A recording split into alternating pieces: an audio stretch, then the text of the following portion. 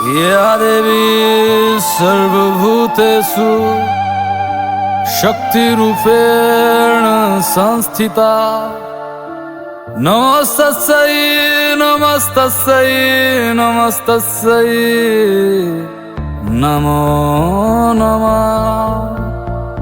भीमा काली दुर्गा काली महाकाल की महाकाली। भीमा काली दुर्गा काली महाकाल की महाकाली। भीमा काली दुर्गा काली महाकाल की महाकाली।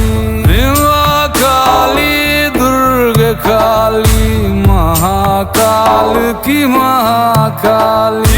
एक चोटी पे है बैठे श्री खंड महादेव।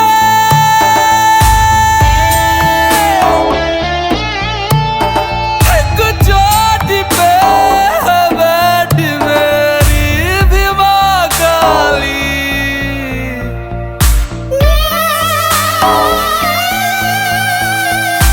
ओम शांति मंगल काली भद्र काली कपालिनी दुर्गा क्षमा शिवधात्री स्वाहा स्वधा नमोस्तुते। ओम शांति मंगल काली भद्र काली कपालिनी दुर्गा क्षमा शिवधात्री स्वाहा स्वधा नमोस्तुते।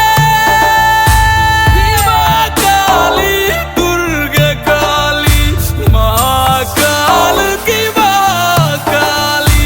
भीमा काली दुर्गा काली महाकाल की महाकाली।